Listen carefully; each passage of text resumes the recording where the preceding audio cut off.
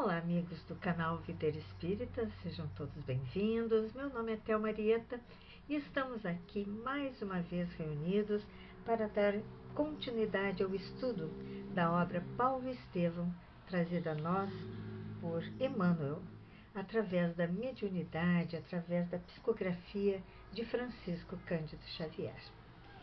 E para que tenhamos a ambiência adequada ao estudo, para acalmar nossos pensamentos, vamos ler uma página do livro Caminho, Verdade e Vida, trazido a nós também por Emmanuel, através da psicografia de Chico Xavier. A mensagem que leremos hoje é a mensagem 43, intitulada Consultas. Emmanuel destacou a passagem de João, capítulo 8, versículo 5, que disse assim: E na lei nos mandou Moisés que tais mulheres sejam apedrejadas. Tu, pois, que dizes? Vamos ver as considerações trazidas pelo benfeitor. Várias vezes, o espírito de má-fé cercou o mestre, com interrogações, aguardando determinadas respostas pelas quais o ridicularizasse. A palavra dele, porém, era sempre firme, incontestável, cheia de sabor divino. Referimos-nos ao fato para considerar que semelhantes anotações convidam o discípulo a consultar sempre a sabedoria, o gesto e o exemplo do mestre. Os ensinamentos e atos de Jesus constituem lições espontâneas para todas as questões da vida. O homem costuma gastar grandes patrimônios financeiros nos inquéritos da inteligência. O parecer dos profissionais do direito custa, por vezes, o preço de angustioso sacrifício. Jesus, porém, fornece opiniões decisivas e profundas gratuitamente. Basta que a alma procure a oração, o equilíbrio e a quietude. O Mestre falar-lhe-á na boa nova da redenção. Frequentemente, surgem casos inesperados, problemas de solução difícil. Não ignora o homem o que os costumes e as tradições mandam resolver, de certo modo. No entanto, é indispensável que o aprendiz do Evangelho pergunte no santuário do coração: Tu, porém, mestre, que me dizes a isto? E a resposta não se fará esperar, como divina luz no grande silêncio.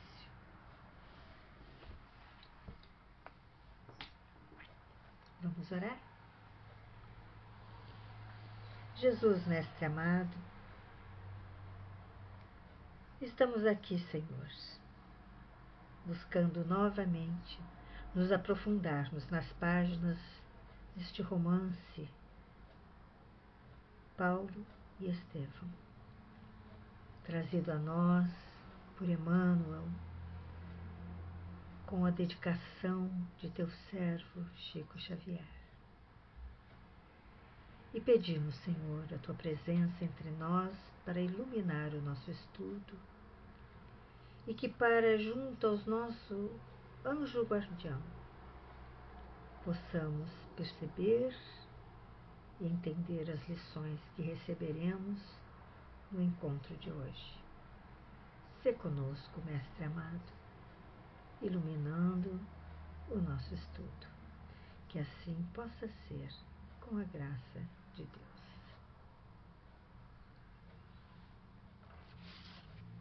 Seguimos então, hoje mais uma vez, o nosso estudo. Vamos fazer aquele retrocesso para nos situarmos na história, né?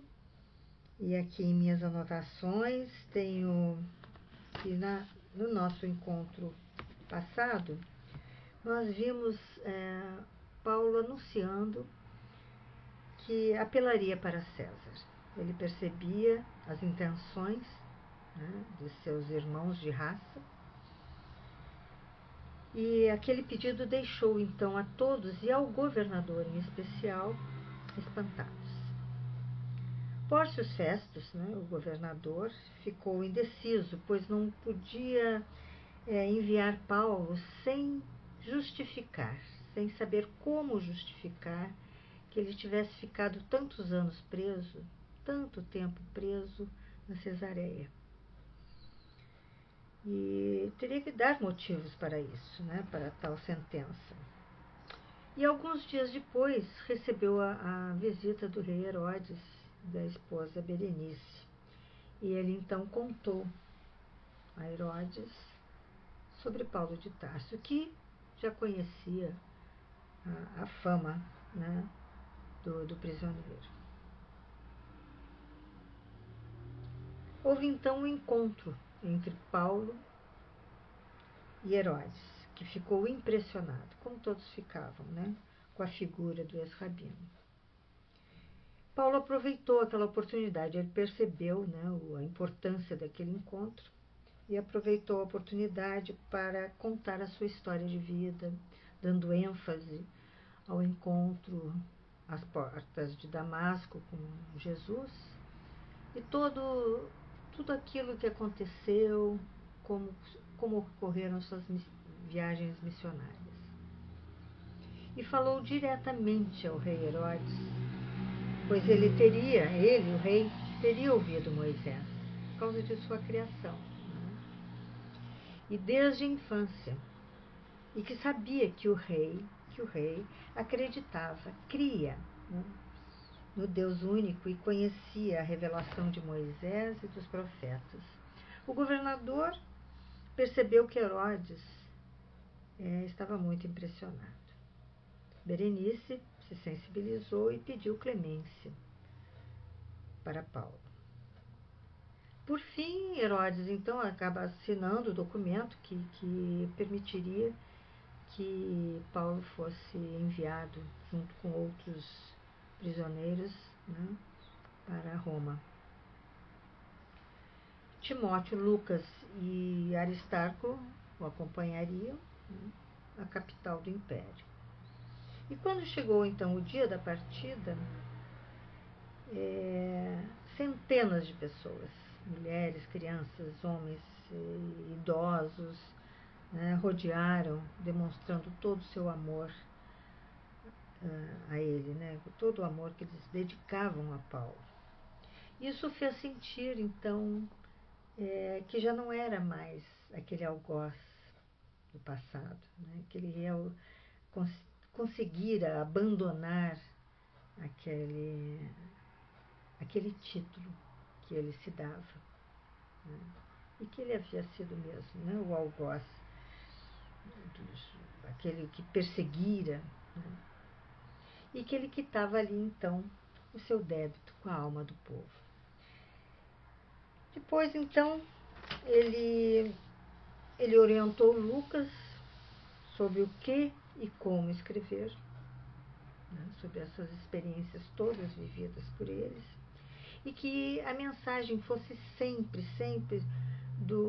que a mensagem mostrasse sempre o quão dedicados eles haviam sido, né, com o Senhor, porém sem que na escrita de Lucas não podia ficar em dúvida que em momento algum eles haviam tido vaidade, né,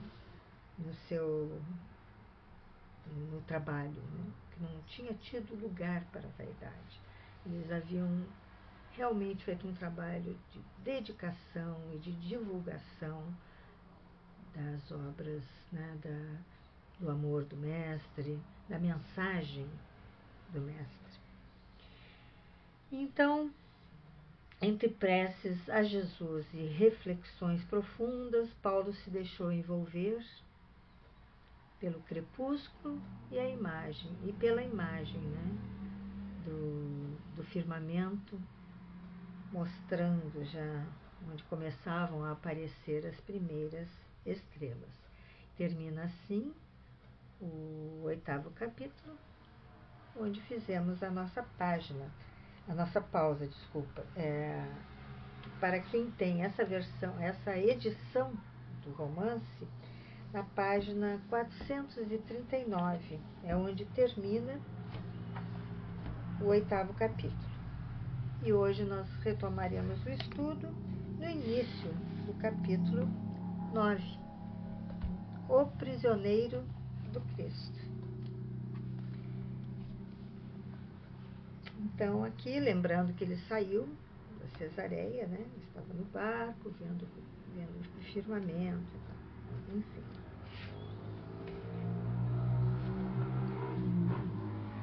Desculpem o barulho hoje.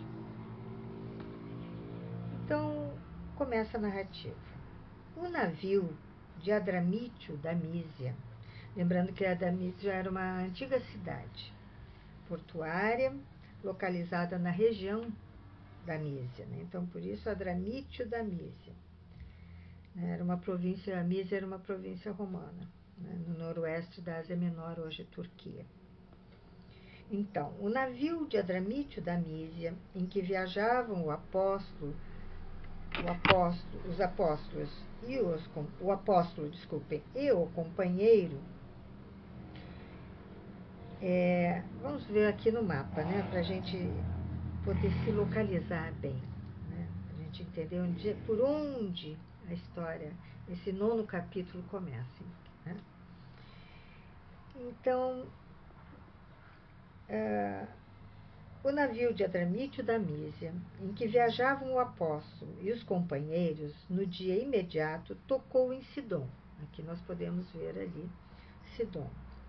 Repetindo-se as cenas comovedoras da véspera. Quer dizer, quando chegaram a Sidom, tudo aquilo que havia acontecido quando eles partiram de Cesareia, né?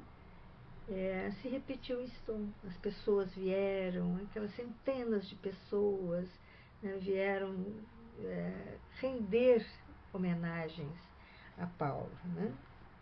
Júlio, o centurião, permitiu que o ex-rabino fosse ter com os amigos na praia, verificando-se as despedidas entre as exortações de esperança e muitas lágrimas.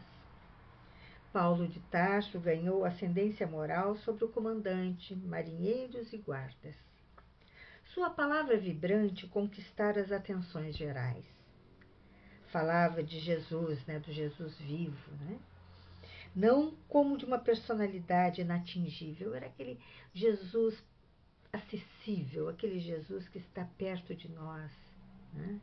que é fácil alcançar, né? Não aquele Jesus distante, mas como de um mestre amoroso e amigo das criaturas, a seguir de perto a evolução e redenção da humanidade terrena desde os seus primórdios. Todos desejavam ouvir-lhe os conceitos relativamente ao Evangelho e quanto à sua projeção no futuro dos povos. A embarcação frequentemente deixava de visar paisagens gratíssimas ao olhar do apóstolo.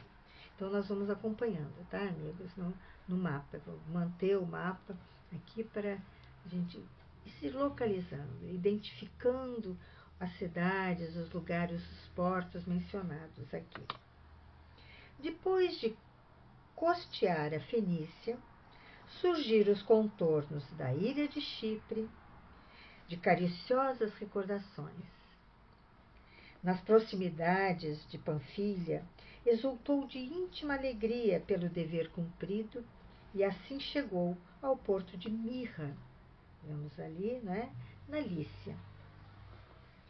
Foi aí que Júlio, o centurião, resolveu tomar passagem com os companheiros numa embarcação alexandrina, que se dirigia para a Itália. Desse modo, a viagem continuou, mas com perspectivas desfavoráveis. O navio levava excesso de carga.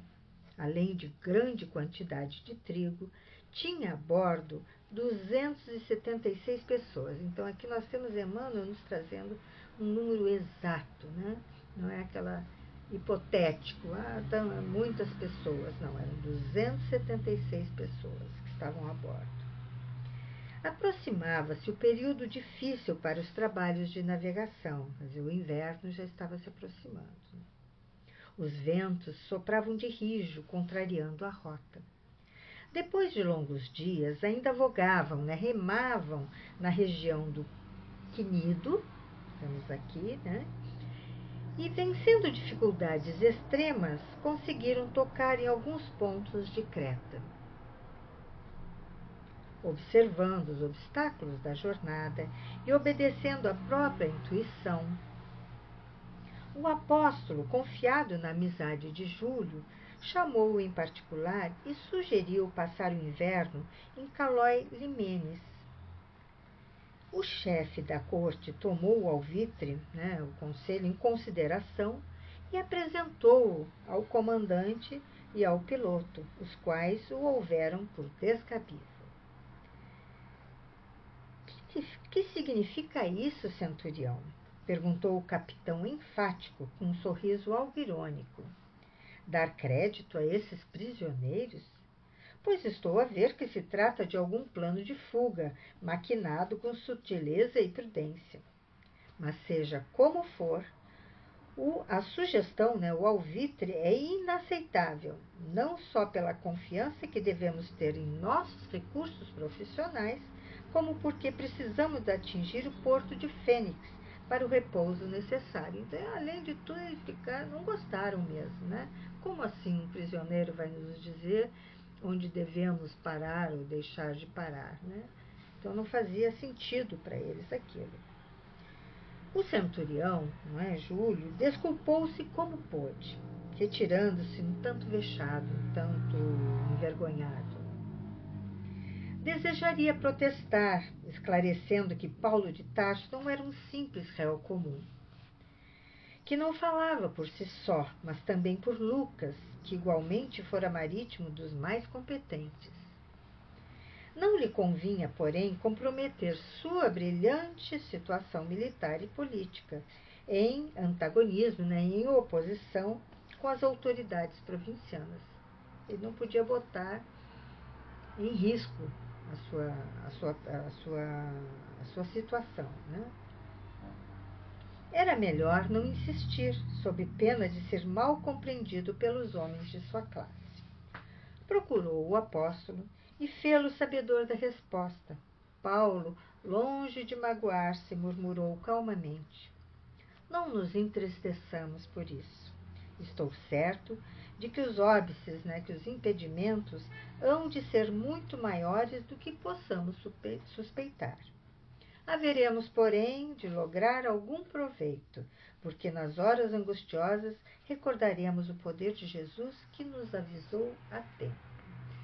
Então, aqui o que ele está nos dizendo, o que podemos tirar aqui dessas palavras de Paulo para a nossa vida, Que nós devemos saber que poderemos sempre tirar proveito das coisas inesperadas que venham a acontecer, daquelas às vezes que até suspeitamos que possam acontecer, e quando realmente acontecem, nós podemos tirar lições, por mais angustiosas que sejam as experiências. E que devemos então recordar o poder de Jesus, que nos avisou, porque muitas vezes Jesus nos avisa de situações, de coisas que podemos passar, manda mensageiros.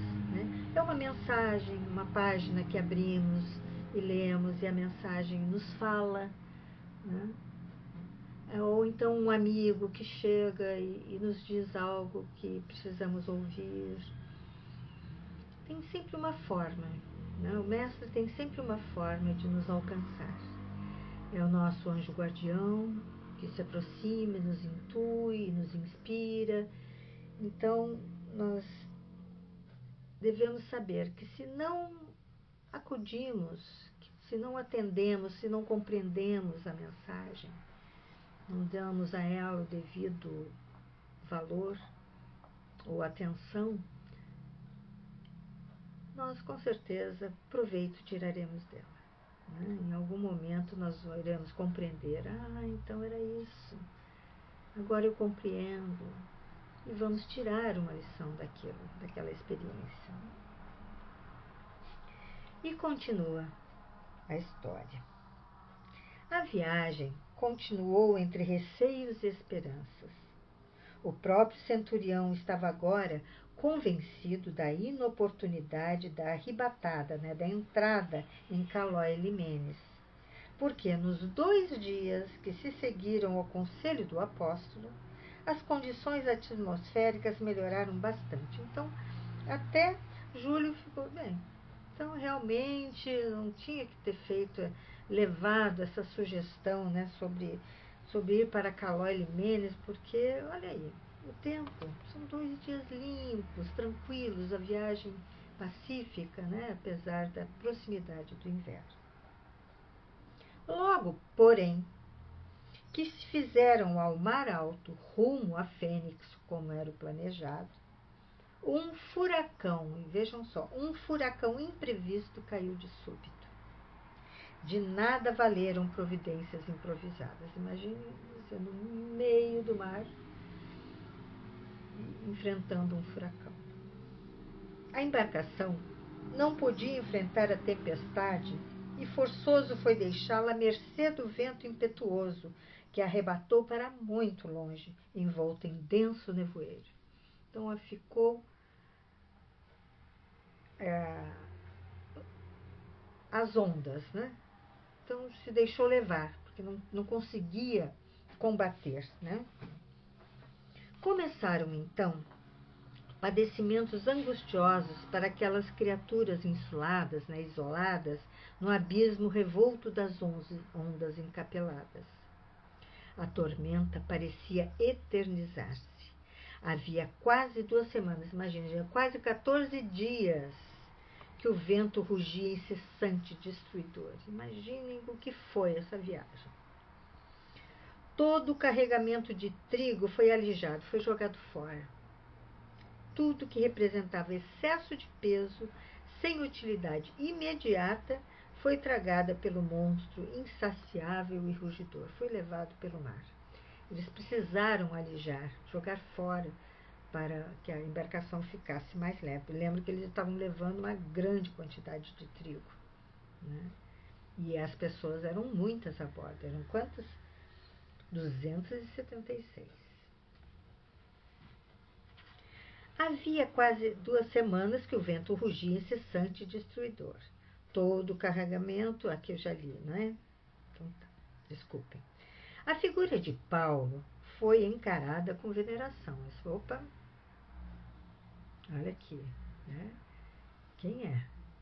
Quem é este homem, que falou e agora já ficaram mais atentos com a figura de Paulo, A tripulação do navio não podia esquecer o seu conselho, o seu alvitre. O piloto e o comandante estavam confundidos e o prisioneiro tornava-se alvo de respeito e consideração unânimes. Todo mundo começou a respeitá-lo. O centurião, principalmente, permanecia constantemente junto dele, crente de que o ex-rabino dispunha de poderes sobrenaturais e salvadores. Então ele queria se garantir, Ficava junto a Paulo de Tarso para garantir, se ele vai sobreviver, eu vou também, porque estarei com ele. O abatimento moral e o enjoo, imaginem, as náuseas, meu Deus, deve ter sido uma coisa horrível, tanto tempo, se algumas horas de um mar revolto,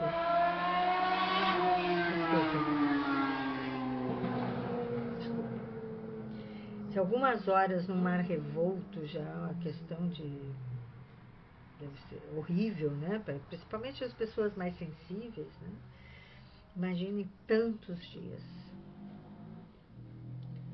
O abatimento moral e o enjoo espalharam o desânimo e o terror.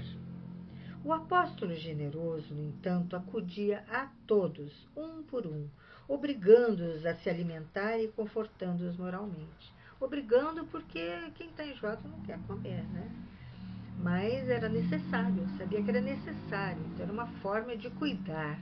Então ele estava ali se dedicando a todos, né? E confortando-os moralmente. Tipo, isso vai passar, né? De quando em quando soltava o verbo eloquente, imagine, Paulo. E com a devida permissão de Júlio, falava aos companheiros da hora amarga, procurando identificar as questões espirituais com o espetáculo convulsivo da natureza. Então, como ele nunca perdia uma chance, né, de pregar a boa nova, ele aproveitava toda aquela... trouxe a sua palavra, aproveitando toda aquela situação, né, da natureza para as reflexões. Então vamos ver o que Paulo disse a todos. Irmãos, dizia em voz alta para a assembleia estranha que o ouvia, transida de angústia, apavorada de angústia. Creio que tocaremos em breve a terra firme. Então era um consolo, né? Em breve tudo isso vai passar. Nós vamos tocar a terra firme. Entretanto, assumamos o compromisso de jamais olvidar, jamais esquecer a lição terrível desta hora. Procuraremos caminhar no mundo qual marinheiro vigilante, que, ignorando o momento da tempestade, guarda a certeza da sua vinda. Então, nós precisamos nos preparar para os momentos tempestuosos, né? A passagem da existência humana para a vida espiritual, quer dizer que acho que é o desencarne, né? A passagem da existência humana, né, para a experiência na carne, né, para a existência humana, para a vida espiritual, assemelha-se ao instante amarguroso que estamos vivendo neste barco, no último porto que nos convidava a estagiar livres de acidentes destruidores. Buscamos o mar alto de própria conta. Nós nos dirigimos às intempéries, né? Aos problemas, por conta própria. Também Cristo, Jesus, nos concede os celestes avisos no seu evangelho de luz, mas frequentemente optamos pelo abismo das experiências dolorosas e trágicas. Nós temos as lições, as mensagens, mas a gente vai pelo outro caminho. E aí nós nos deparamos com as experiências dolorosas, experiências trágicas. A ilusão, como o vento sul, parece desmentir as advertências do Salvador, e nós continuamos pelo caminho da nossa imaginação viciada. Entretanto, a tempestade chega de repente. Quer dizer, nós andamos aqueles 2 dias de sol, despreocupados, achando que nada mais vai acontecer, quando de repente chega a tempestade, chegam as provas, né? Nós vivemos num planeta de provas e expiações, então elas chegarão. Então, se estamos passando por um momento de calmaria, nós precisamos nos fortalecer em Jesus, para que quando chegar, porque chegará a prova ou a expiação, ela chegará, quando ela chegar, nós estejamos em Jesus, fortalecidos nele, amparados por ele, né? com a capacidade de maior resistência, de maior submissão às vontades divinas, porque elas são o que de melhor tem para nós. Nós acreditamos, nós cremos, nós sabemos que Deus é justo e bom. Então, se algo nos abate, aquele algo para nós é o necessário. Porque Deus não nos faria algo que não o fosse, né? Então, quando a tempestade chega de repente, nós estaremos mais fortalecidos, né? Então, é isso que nós precisamos fazer. É preciso passar de uma vida para outra a fim de retificarmos o rumo iniludível. Então, nós precisamos nascer, renascer, nascer e renascer, para retificarmos, né? Sempre. Começamos por alijar o carregamento pesado de nossos enganos cruéis. Abandonamos os caprichos criminosos para aceitar plenamente a vontade augusta de Deus. Então, assim, com exemplo de que eles tiveram que alijar o trigo, aquele trigo que pesava, né? Nós também precisamos alijar aquilo tudo que nós estamos carregando, né? Os nossos enganos. E aceitar plenamente a vontade de Deus. Reconhecemos nossa insignificância e miséria, alcançando-nos um tédio imenso dos erros que nos alimentavam o coração, tal qual sentimos o nada que representamos neste arcabouço, né? Nesta armação, nesse navio de madeiras frágeis, flutuante no abismo, tomados de singular enjoo que nos provoca náuseas extremas. Gente, Paulo realmente, a forma como ele está usando a experiência de tudo aquilo que eles estavam passando para trazer a mensagem, né? Trazendo para cada um daqueles que estavam com eles na embarcação e para nós que estamos aqui hoje lendo, né? Ouvindo as suas palavras ditas através de Chico Xavier. O fim da existência humana é sempre uma tormenta como esta nas regiões desconhecidas do mundo interior, porque nunca estamos apercebidos para ouvir as advertências divinas e procuramos a tempestade angustiosa e destruidora, quer dizer, a nossa responsabilidade. Nós procuramos a tempestade angustiosa e destruidora pelo roteiro de nossa própria autoria. Nós escrevemos a nossa história. A assembleia, amedrontada, ouvia-lhe os conceitos, empolgada de inominável pavor. Observando que todos se abraçavam, confraternizando-se na angústia comum, continuava. Contemplemos o quadro dos nossos sofrimentos. Vede como o perigo ensina a fraternidade imediata. E no perigo, nós nos unimos, né?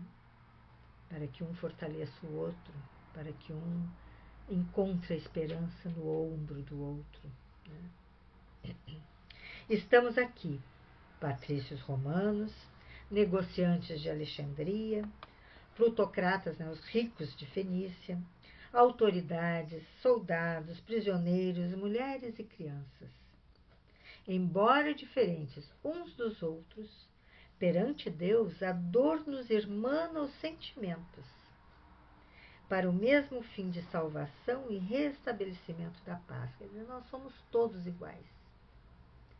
A diversidade de pessoas que estavam ali a bordo, daquelas 276 pessoas, era enorme, mas aos olhos da carne, porque aos olhos de Deus somos todos iguais, eram todos iguais, não havia ninguém diferente dali. Creio que a vida em terra firme seria muito diferente se as criaturas lá se compreendessem tal como acontece aqui, agora, nas vastidões marinhas. Quer dizer que se eles tivessem o mesmo olhar, eles e nós, né, todos nós que estamos ouvindo Paulo nesse momento, se na nossa vida diária, onde nos sentimos seguros, nós tivéssemos a compreensão, se nós sentíssemos o que sentimos em momentos de fragilidade, em momentos de dificuldades,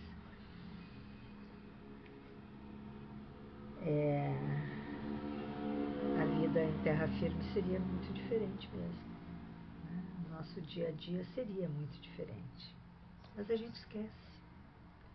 A gente para mesmo para pensar, para refletir, buscar a Deus, a Jesus, nos momentos difíceis.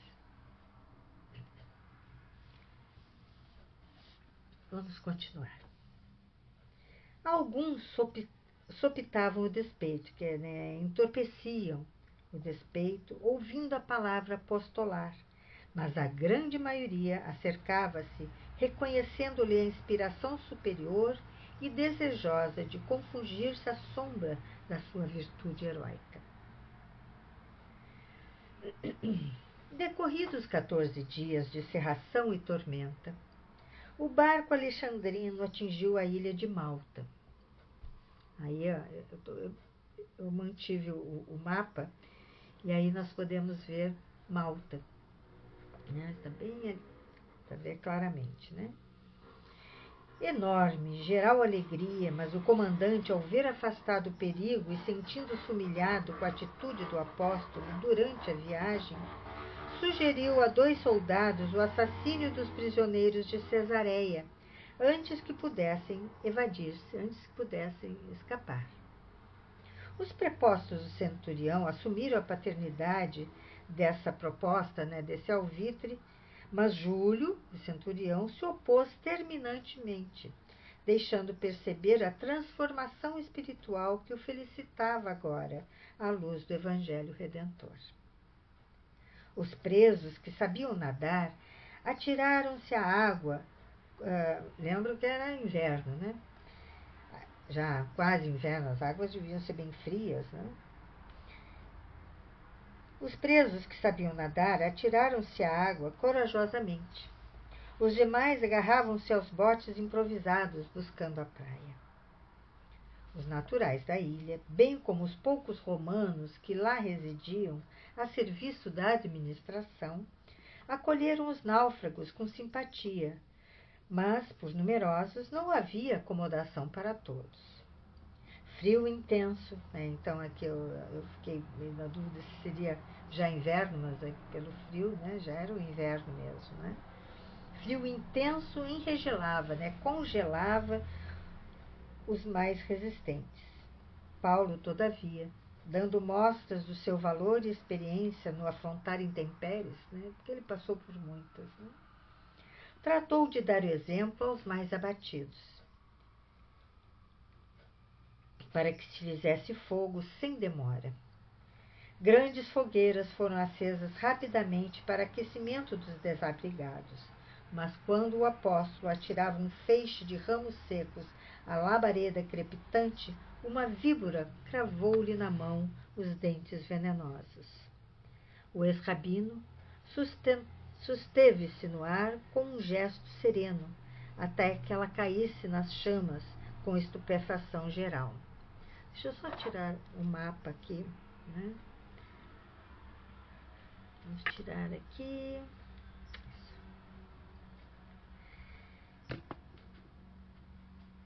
O ex-rabino susteve-a no ar com um gesto sereno até que ela caísse nas chamas, com estupefação geral. Lucas e Timóteo aproximaram-se aflitos. O chefe da corte e alguns amigos estavam desolados. É que os naturais da ilha, observando o fato, davam alarme, asseverando que o réptil era dos mais venenosos da região e que as vítimas não sobreviviam mais que horas. Então imaginem a preocupação de todos, Os indígenas, impressionados, afastavam-se discretamente. Outros, assustadiços, afirmavam: este homem deve ser um grande criminoso, pois, salvando-se das ondas bravias, veio a encontrar aqui o castigo dos deuses. Quer dizer, não morreu no mar, mas veio encontrar aqui o castigo dos deuses através dessa serpente. Não eram poucos os que aguardavam a morte do apóstolo, contando os minutos. Paulo, no entanto, aquecendo-se como lhe era possível, observava a expressão fisionômica de cada um e orava com fervor. Diante do prognóstico dos nativos da ilha, Timóteo aproximou-se mais intimamente e buscou cientificá-lo do que diziam a seu respeito. O ex-rabino sorriu e murmurou: Não te impressiones. As opiniões do vulgo, as opiniões do povo são muito inconstantes. Tenho disso experiência própria, né? E como tinha, né? Me lembrei agora daquela vez em que ele pregava e aquela vidente, né? A feiticeira, né?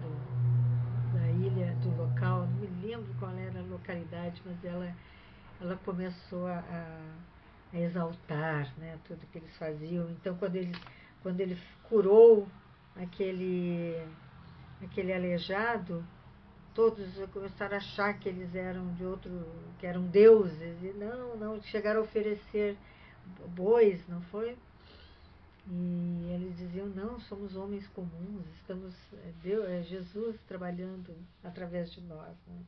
Então ele já sabia que estejamos atentos aos nossos deveres, porque a ignorância sempre está pronta a transitar da maldição ao elogio e vice-versa. É bem possível que daqui a algumas horas me considerem um Deus. Com efeito, quando viram que ele não acusara nem mesmo a mais leve impressão de dor, os indígenas passaram a observá-lo como entidade sobrenatural. Já que se mantivera indene, né, imune ao veneno da víbora, não poderia ser um homem comum, antes algum enviado do Olimpo a que todos deveriam obedecer. A esse tempo, o mais alto funcionário de Malta, Públio Apiano, chegara ao local e ordenava as primeiras providências para socorrer os náufragos, sendo eles conduzidos a vastos galpões desabitados, próximos de sua residência, lá recebendo caldos quentes, remédios e roupas.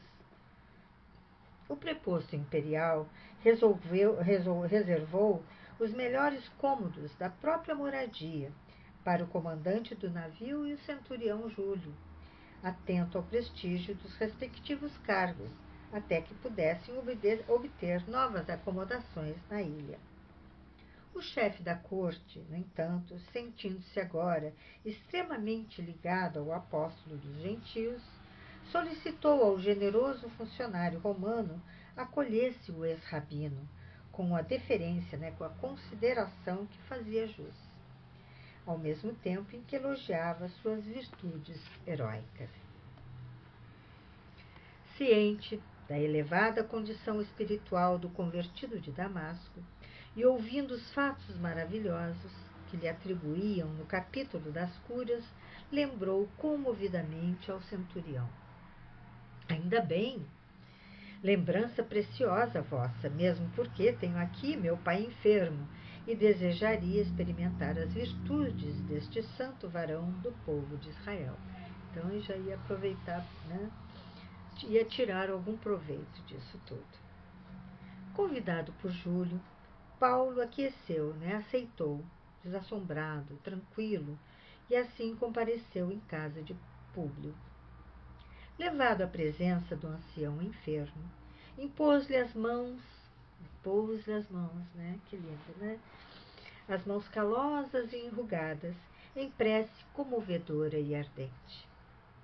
O velhinho, que ardia e se consumia em febre letal, experimentou o imediato alívio e rendeu graças aos deuses de sua crença.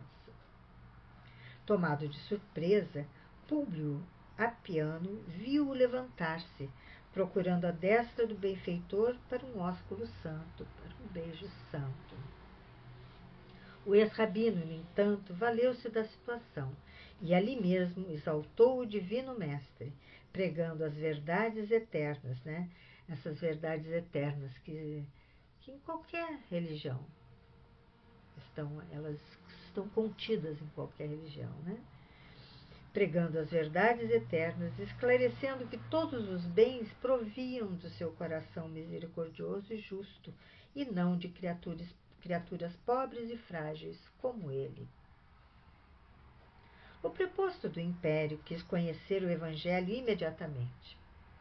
Arrancando das dobras da túnica, em frangalhos, os pergaminhos da Boa Nova, o único patrimônio que lhe ficara nas mãos depois da tempestade, Paulo de Tarso passou a exibir os pensamentos e ensinos de Jesus, quase com orgulho. Públio ordenou que o documento fosse copiado e prometeu interessar-se pela situação do apóstolo, utilizando suas relações em Roma, a fim de lhe conseguir a liberdade. E assim era, né? Por onde passavam, os pergaminhos eram copiados. E assim foi se disseminando, né, as mensagens, a Boa Nova. Né?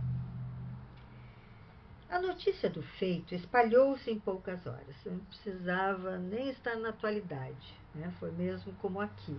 Assim, como se tivessem a internet, o WhatsApp, o celular para espalhar a notícia. Né? Tudo se espalhou. A notícia se espalhou em poucas horas.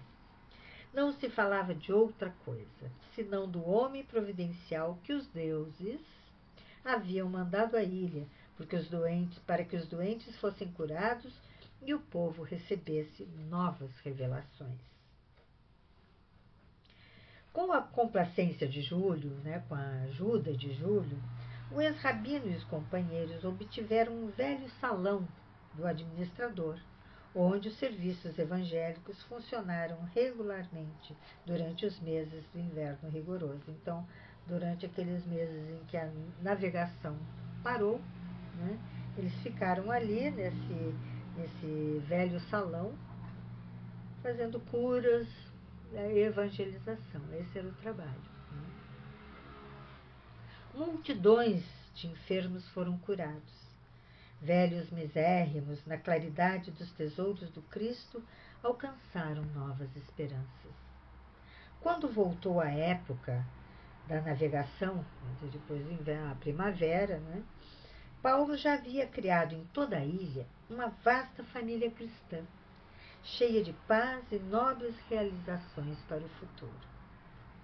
Atento aos imperativos de sua comissão, Júlio, o centurião, resolveu partir com os prisioneiros no navio Castor e Pollux, que ali invernara e se destinava à Itália. Então ele havia ficado no porto, aguardando o fim do inverno, e a direção dele era a Itália. E vejam que, então, nesse período que Paulo ficou por lá, ele já criou uma família cristã. E era esse o jeito de Paulo.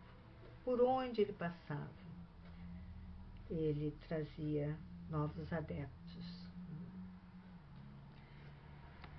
No dia do embarque, o apóstolo teve a consolação de aferir, de apreciar o interesse afetuoso dos novos amigos do Evangelho, recebendo sensibilizado manifestações de fraternal carinho.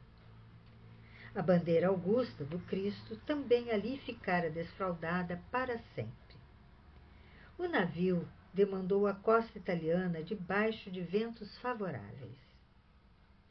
Agora vamos botar aqui o mapa de novo, tá?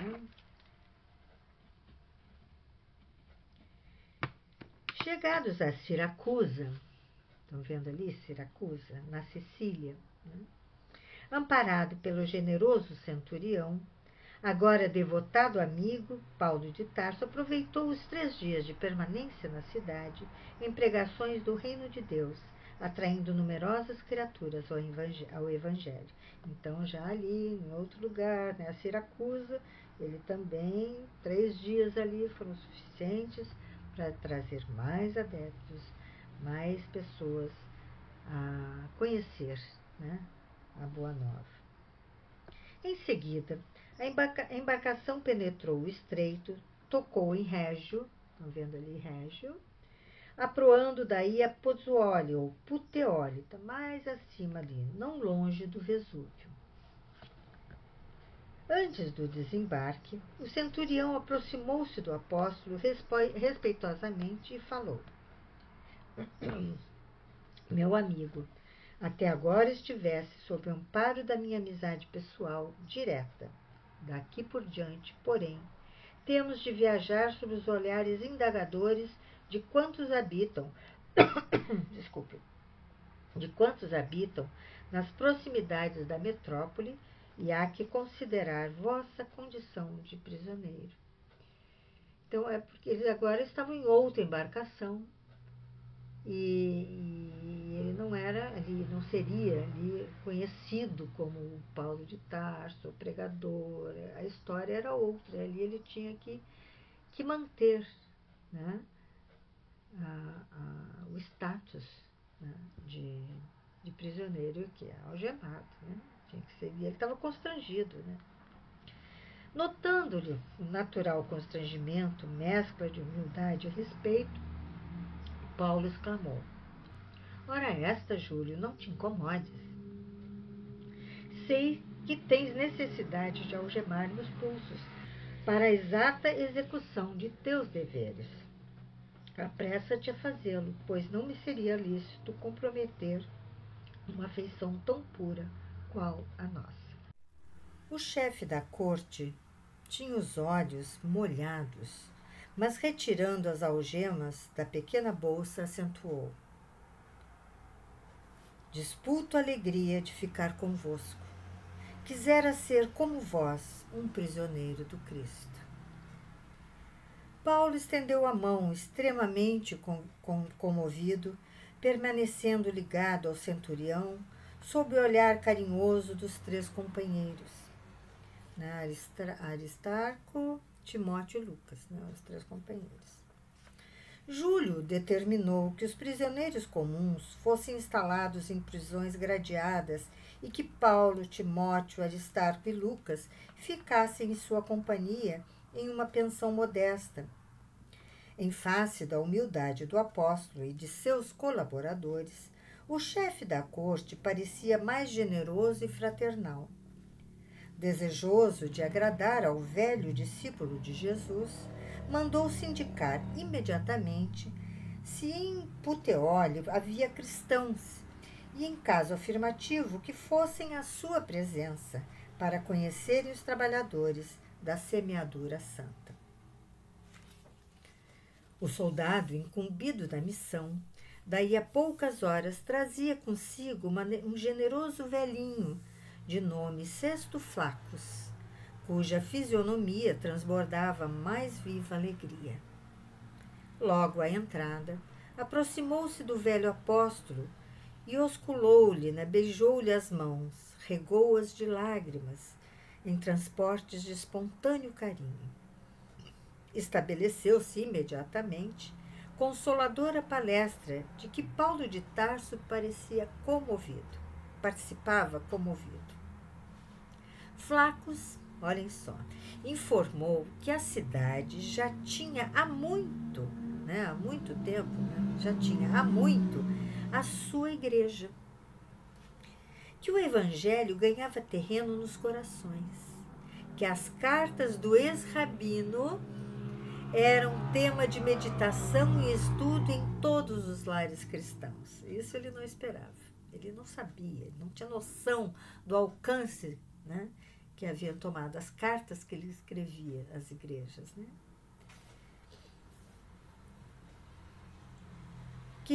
Aos lares, as cartas do ex-rabino eram tema de meditação e estudo em todos os lares cristãos que reconheciam em suas atividades a missão de um mensageiro do Messias Salvador. Tomando a velha bolsa, arrancou ali mesmo a cópia da Epístola aos Romanos, guardada pelos confrades de Pozzuoli com especial carinho. Paulo tudo ouvia gratamente impressionado, parecendo-lhe que chegava a um mundo novo.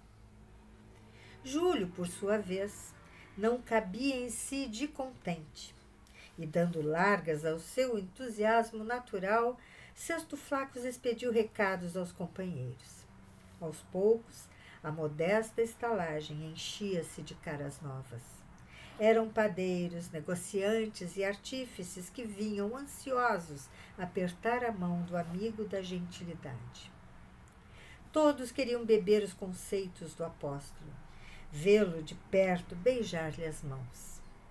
Paulo e os companheiros foram convidados a falar na igreja aquela mesma noite, e cientes de que o centurião pretendia partir para Roma no dia imediato, os sinceros discípulos do Evangelho em Puteoli, rogaram a Júlio permitisse a demora de Paulo entre eles, ao menos por 7 dias, ao que o chefe da corte atendeu de bom grado.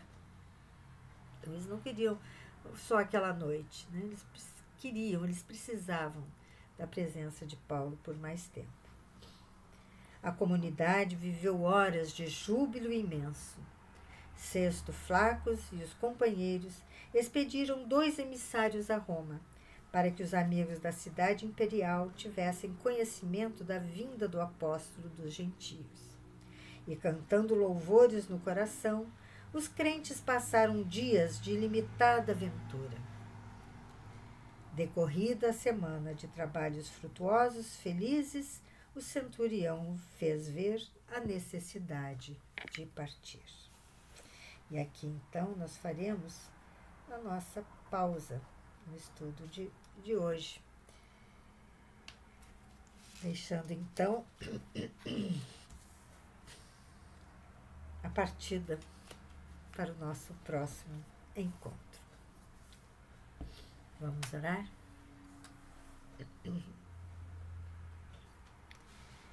Amado Mestre, agradecemos, Senhor, o privilégio de ter acesso a tantas informações detalhadas sobre a vida de Paulo de Tarso. Lendo as páginas de Paulo e Estevão, nos debruçamos sobre a beleza da vida deste homem, sobre a grande transformação pela qual ele passou, o que nos mostra que nós também somos capazes, que também nos é permitido deixar para trás todos os nossos crimes, nossos enganos, as nossas imperfeições, que nós podemos também conquistar virtudes, resgatar,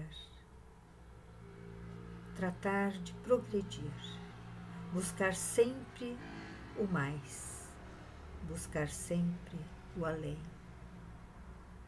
Obrigada, Senhor, por esta oportunidade de aprendizado, que nós possamos profundamente ter nossos corações transformados diante dos exemplos trazidos por Emmanuel nesta obra. Obrigado, Senhor, por tua presença entre nós. Abençoe os nossos lares, os nossos afetos, e que possamos estar aqui reunidos novamente na próxima semana. Que assim possa ser, graças a Deus.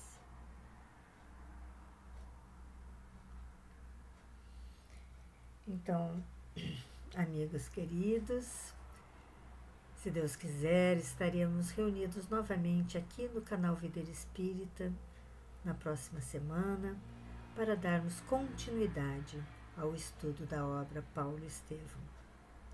Até lá, que a paz de Jesus esteja conosco.